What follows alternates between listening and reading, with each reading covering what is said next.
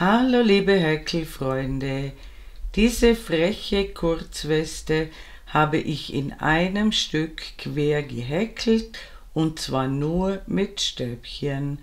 Die langen Fransen und die Verzierungen an den Vorderteilen machen die Weste dennoch zu einem echten Hingucker und tollen Kombipartner. Die Anleitung basiert auf Zentimeterangaben und nicht auf bestimmten Maschenzahlen.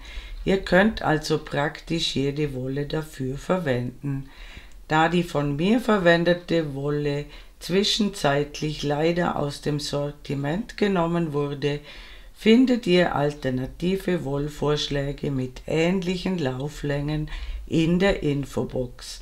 Aber wie gesagt, die Anleitung funktioniert auch mit anderen Materialien, die ihr vielleicht noch zu Hause habt. Und jetzt wünsche ich euch viel Spaß beim Nacharbeiten.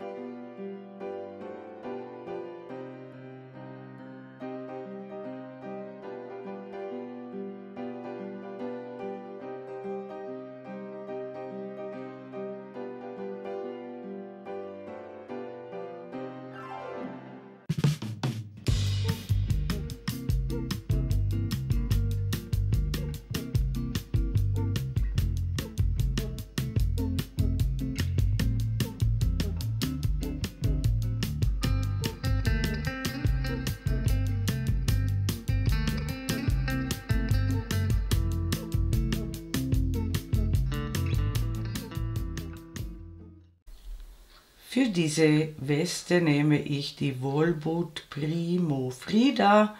Ein Knäuel hat 50 Gramm und 125 Meter Lauflänge.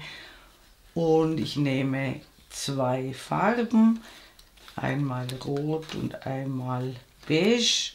Und ich mache die Anschlagskette mit einer Häkelnadel Nummer 3,5 und danach steige ich auf eine Häkelnadel Nummer 4 um. Ich beginne mit einer Anfangsschlinge.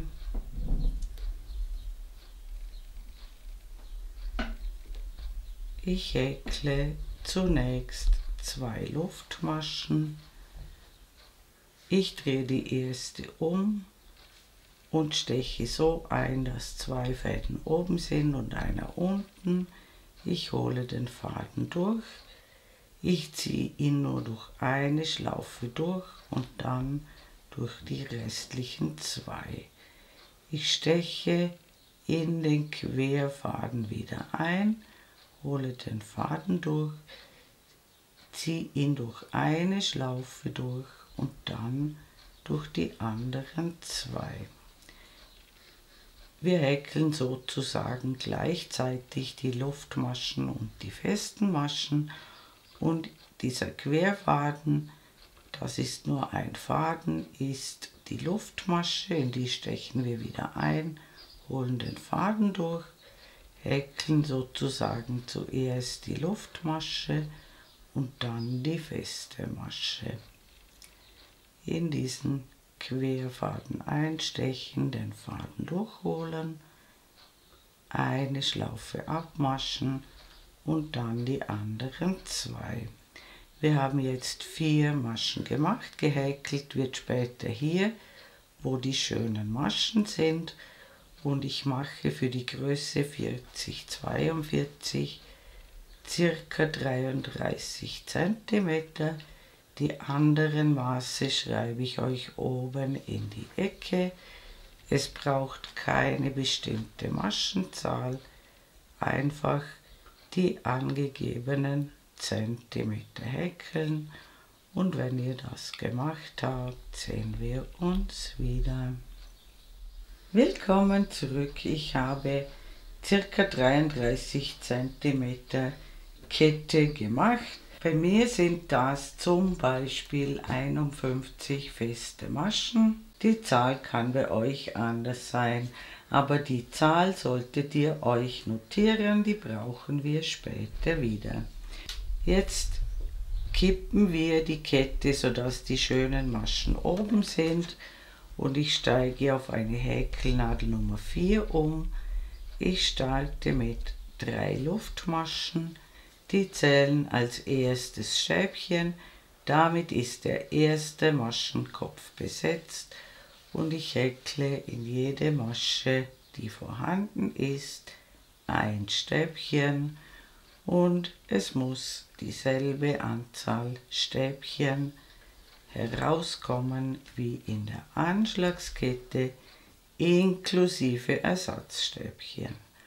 Und wenn ihr das gemacht habt, sehen wir uns wieder. Willkommen zurück, ich habe meine Anzahl Stäbchen gehäkelt.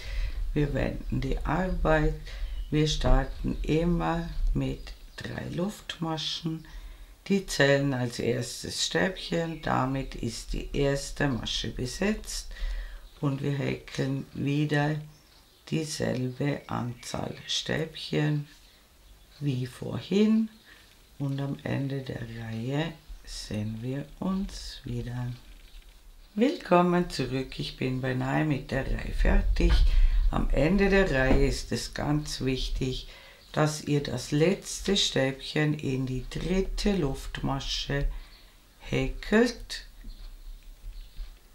sonst wird der Rand mit der Zeit zu kurz. Also nicht weiter unten einstechen, es muss die 3. Luftmasche sein und achtet darauf, dass ihr immer gleich viele Stäbchen in jeder Reihe habt.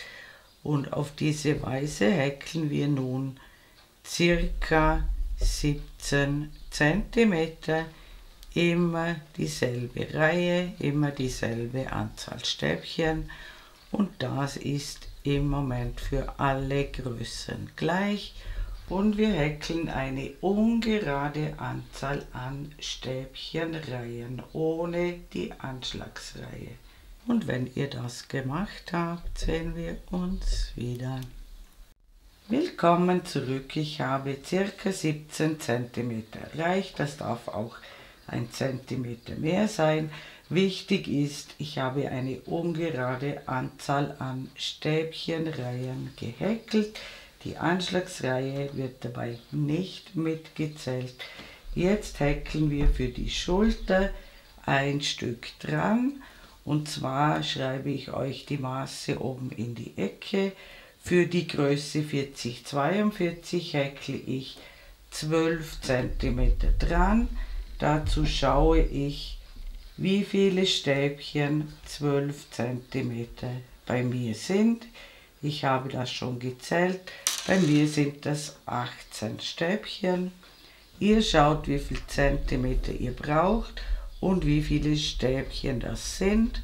Und dann häkeln wir diese Anzahl Luftmaschen und zwar häkeln wir die gefühlt zu locker. Also in meinem Fall häkle ich 18 lockere Luftmaschen. Ihr wisst eure Zahl und wenn ihr das gemacht habt, sehen wir uns wieder.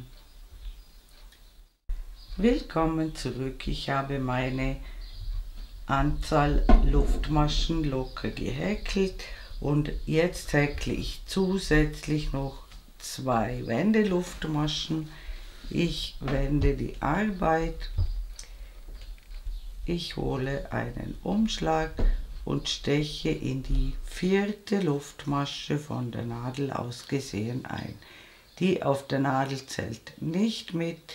1, 2, 3, 4 Maschen zählen und in die 4. Luftmasche häkeln wir ein Stäbchen. Somit haben wir 2 Stäbchen schon gemacht. Ein Ersatzstäbchen und ein normales Stäbchen. Und jetzt häkeln wir in jede Luftmasche, die vorhanden ist, ein Stäbchen, bis wir wieder zum Hauptteil kommen und dort sehen wir uns wieder. Willkommen zurück. Ich habe meine 18 Stäbchen gehäkelt. Die Zahl kann bei euch anders sein. Notiert euch diese Maschenzahl. Und jetzt häkeln wir in jedes vorhandene Stäbchen ein Stäbchen bis zum Reihenende und dort sehen wir uns wieder. Willkommen zurück. Ich habe die Reihe beendet. Wir haben jetzt eine neue Anzahl an Stäbchen. Notiert euch auch diese Anzahl, die ihr jetzt habt.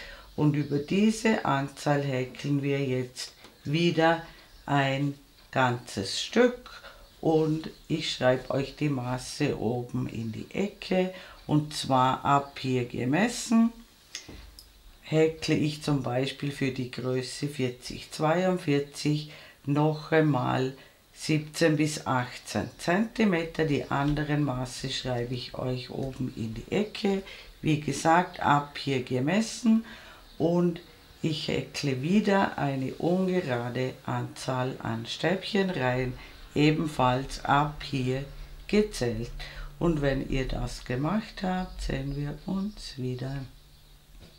Willkommen zurück. Ich habe wieder eine ungerade Anzahl an Stäbchenreihen gehäkelt, ab hier gezählt. Das heißt, insgesamt haben wir jetzt eine gerade Anzahl an Reihen ohne die Anschlagsreihe, nur Stäbchenreihen zählen und legt euch das Teil genauso hin wie bei mir. Der Anfangsfaden hängt rechts. Die Schulter ist ebenfalls rechts, hier ist der Ausschnitt und der Arbeitsfaden befindet sich auf der linken Seite. Und hier teilen wir jetzt das Armloch ab und zwar habe ich für die Größe 40-42 von der Schulter bis zum Maschenmarkierer 21 cm gemessen. Die anderen Maße schreibe ich euch oben in die Ecke und ganz wichtig, ich habe gezählt, wie viele Stäbchen das sind. Bei mir sind das zum Beispiel 30 Stäbchen. Die Zahl kann bei euch anders sein und ich habe in das 30. Stäbchen einen Maschenmarkierer gegeben. Und jetzt wende ich die Arbeit und häkle Stäbchen bis zum Maschenmarkierer und dort sehen wir uns wieder. Willkommen zurück. Ich habe bis zum Maschenmarkierer gehäkelt, nicht mehr in die Masche, wo der Markierer drin ist, sondern nur bis zum Maschenmarkierer. Und wie gesagt, bei mir sind das 30 Stäbchen. Das bedeutet, ich brauche 30 lockere Luftmaschen. Ihr macht eure Anzahl und dann sehen wir uns wieder. Willkommen zurück. Ich habe meine Anzahl Luftmaschen gehäkelt und diese Kette muss gut bis hier herauf reichen. Das darf nicht kürzer sein, sonst sind die Luftmaschen zu fest. Jetzt häkle ich noch 2 Wendeluftmaschen. Ich wende die Arbeit und zähle von der Nadel aus gesehen 4 Luftmaschen, die auf der Nadel zählt nicht mit.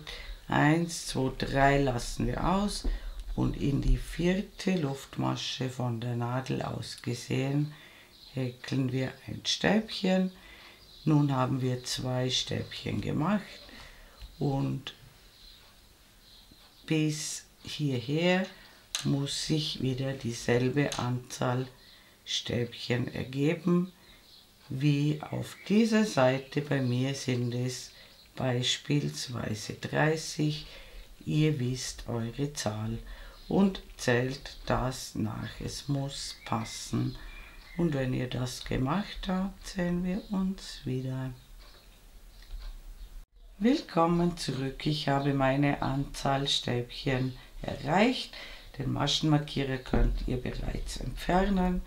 Jetzt häkeln wir die Reihe zu Ende und Wir müssen auf dieselbe Anzahl kommen wie in dieser Reihe. Also insgesamt müssen wieder gleich viele Stäbchen sein wie hier in der gesamten Reihe.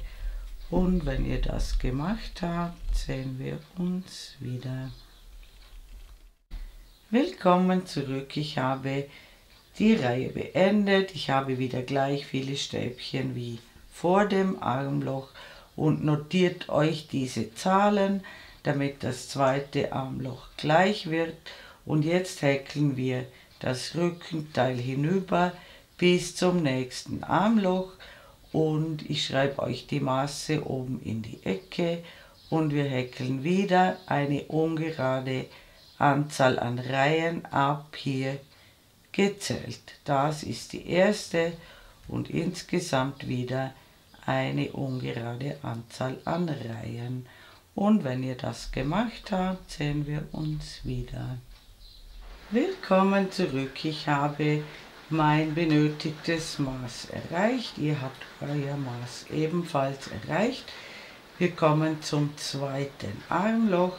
Ich habe das Teil wieder so hingelegt, dass die Schulter und das Armloch rechts liegen und der Arbeitsfaden befindet sich auf der linken Seite.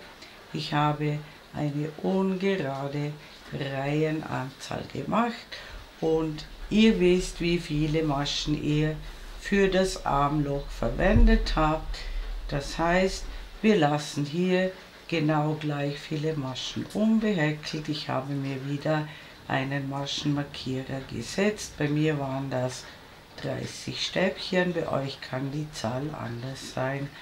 Wir wenden die Arbeit und häkeln wieder alle Stäbchen bis zum Maschenmarkierer und dort sehen wir uns wieder.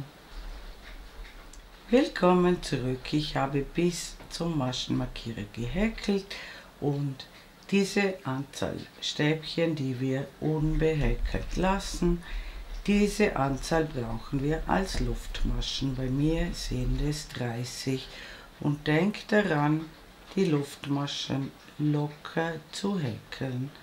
Und wenn ihr eure Anzahl gemacht habt, sehen wir uns wieder. Willkommen zurück. Ich habe meine Anzahl Luftmaschen gehäkelt. Ganz wichtig, zusätzlich brauchen wir 2 Wendeluftmaschen und dann häkeln wir das erste Stäbchen in die 4.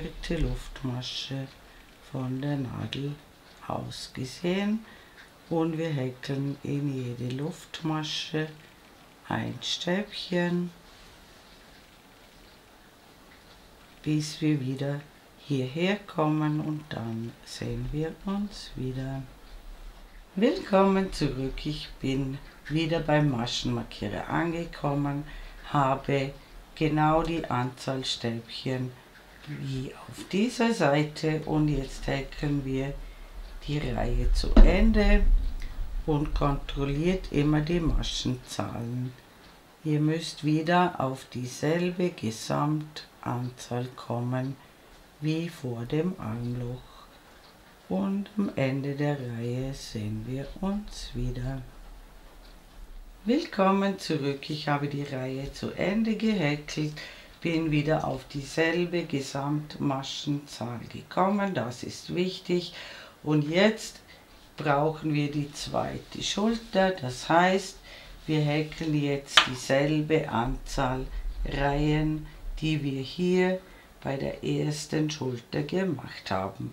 Auch diese Anzahl habt ihr euch notiert und diese Anzahl häkeln wir jetzt. Es ist wieder eine ungerade Anzahl an Reihen inklusive dieser ersten, die wir schon gemacht haben. Und wenn ihr soweit gekommen seid, sehen wir uns wieder. Willkommen zurück. Ich habe meine benötigte Anzahl Reihen gehäkelt.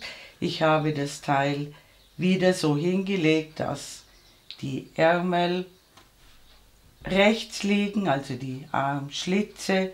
Hier ist der Ausschnitt und diesen Ausschnitt brauchen wir natürlich auch auf der anderen Seite. Und ihr erinnert euch, wir haben hier am Anfang für die Schulter eine bestimmte Maschenzahl zugenommen und diese Maschenzahl, bei mir waren das 18 Stäbchen, die lassen wir hier unbehäkelt, sodass hier wieder der Ausschnitt entsteht. Ich habe mir wieder einen Maschenmarkierer gesetzt. Ihr habt euch die Maschenzahl notiert, die ihr am Anfang hier dazu angeschlagen habt. Wir wenden die Arbeit und wir häkeln bis zum Maschenmarkierer und dort sehen wir uns wieder. Willkommen zurück. Ich habe bis zum Maschenmarkierer gehäkelt und diese Maschen lassen wir unbehäkelt. Wir wenden die Arbeit und wir häkeln jetzt noch 7 bis 8 cm dran. Das ist für alle Größen gleich und diese Maschenzahl entspricht der Maschenzahl, die ihr ganz am Anfang angeschlagen habt. Bei mir waren es 51 und genau diese Zahl müssen wir jetzt wieder haben. Und wie gesagt, ich häkle jetzt noch 7 bis 8 cm. Das ist der Untertritt, der ist für alle Größen gleich. Die Anzahl der Reihen ist egal, also es ist egal, ob es eine gerade oder eine ungerade Zahl ist. Einfach noch dieses Stück häkeln und wenn ihr das gemacht habt, sehen wir uns wieder. Willkommen zurück. Ich habe noch ca. 7 cm gehäkelt. Am Ende häkle ich eine Luftmasche, schneide den Faden ab, ziehe ihn durch und ziehe ihn fest und in der nächsten Einstellung zeige ich euch, wie ihr das Teil zusammenlegen müsst für die Schulternähte, damit dann alles am richtigen Platz ist. Bis gleich. Willkommen zurück. Ich habe die Weste so gefaltet, dass wir die Schulternähte machen können und damit nachher alles am richtigen Platz ist. Wir möchten das lange Teil auf der im Tragen rechten Seite und das schmalere Teil auf der im Tragen linken Seite. Dazu müsst ihr das Teil jetzt genauso falten wie ich. Links ist das schmalere Teil, rechts ist der breitere Teil. Hier sind die Armlöcher und hier sind die Schultern und hier haben wir den Ausschnitt. Und so schließen wir jetzt die Nähte. Ich habe die Schulternähte mit Klammern fixiert.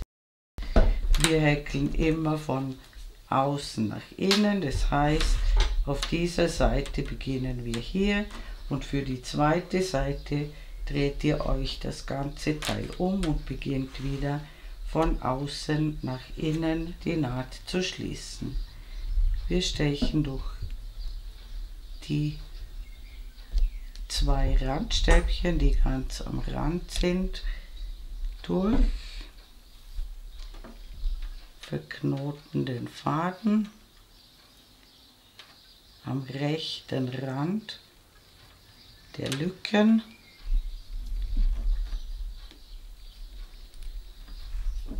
Wir stechen noch einmal durch beide Lücken durch, holen den Faden durch, häkeln eine Luftmasche und dann häkeln wir pro Reihe 2 feste Maschen. Ihr könnt über den Faden drüber häkeln, dann ist er bereits versorgt. Dann springen wir zu den nächsten beiden Randstäbchen und häkeln auch hier 2 feste Maschen und schaut, dass die Reihen genau aufeinander passen. Und so schließen wir beide Schulternähte und dann sehen wir uns wieder. Willkommen zurück. Ich habe beide Schulternähte geschlossen. Ich habe die Jacke auf die schöne Seite umgedreht. Hier ist die Naht von außen zu sehen, hier von innen. Dann habe ich auf das kurze Teil 2 Knöpfe angenäht. Die Größe der Knöpfe habe ich so gewählt, dass sie hier durch diese Stäbchenreihen durchpassen. Das Ganze sieht dann so aus. Wenn wir die Jacke jetzt umdrehen, seht ihr, hier ist das im Tragen rechte Vorderteil und hier das linke Vorderteil.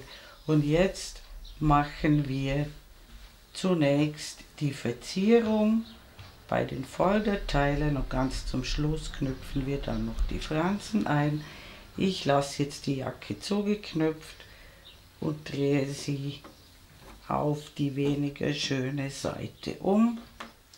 Und ich zeige euch das anhand einer Stäbchenreihe.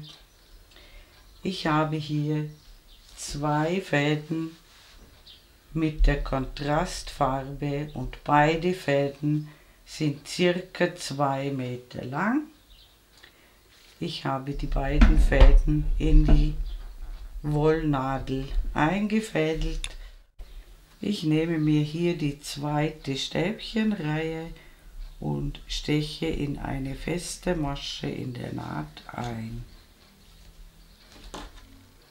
Jetzt gebe ich die Nadel wieder heraus und schaue, dass diese Enden hier genau zusammenpassen, dass also dieser Knoten, den wir jetzt machen, genau in der Hälfte ist.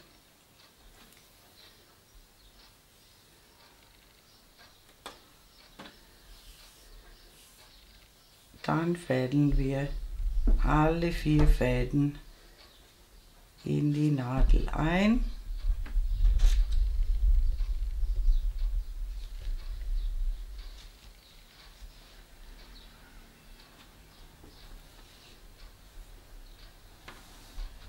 Wir stechen hier in der zweiten Reihe in die oberste Lücke ein, ziehen den Faden auf die schöne Seite durch.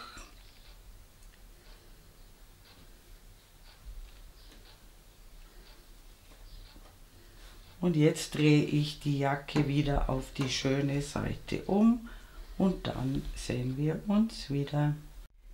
Willkommen zurück. Ich habe die Jacke wieder umgedreht, die Knöpfe wieder geöffnet. Hier kommt der Faden heraus und jetzt schaue ich, dass ich immer in derselben Stäbchenreihe bleibe. Ich steche einmal hinunter, einmal herauf, hinunter, herauf, hinunter, herauf und ziehe diesen 4-fach-Faden hier durch bis zum unteren Ende der Weste und dann sehen wir uns wieder. Willkommen zurück. Ich bin am unteren Rand angekommen. Bei mir geht es sich so aus, dass hier das letzte Stäbchen oben liegt. Deshalb mache ich es so, ich steche von oben ein durch diese Schlaufe durch und mache einen Knoten. Wenn bei euch das Stäbchen anders ist, dann macht ihr das Ganze auf der Rückseite. Und diesen überstehenden Faden lassen wir im Moment einfach dranhängen. Ich würde diese Verzierung in jeder zweiten Reihe beliebig oft machen. Für die anderen Fransen habe ich 2 Fäden mit circa 60 cm zugeschnitten. Die gebe ich in der Hälfte zusammen. Ich steche von unten nach oben durch, hole den Faden durch und ziehe die Franse durch und verknote sie. Und das würde ich in jeder Reihe machen, natürlich nicht in den Reihen, wo dann schon eine Franse drin ist. Das könnt ihr auf beiden Seiten beliebig oft machen und dann ist unsere wunderschöne Weste fertig. Liebe Häkelfreunde, ich bedanke mich herzlich fürs Zuschauen. Ich hoffe, ihr habt viel Freude beim Häkeln dieser fransigen Kurzweste und mein nächstes Video ist schon in Arbeit. Ich würde mich sehr freuen, wenn ihr meinen Kanal abonnieren würdet. Falls ihr mir ein besonderes Dankeschön zukommen lassen wollt, könnt ihr das mit dem Super Thanks Button unter diesem Video tun. Eure Karin aus dem Ländle.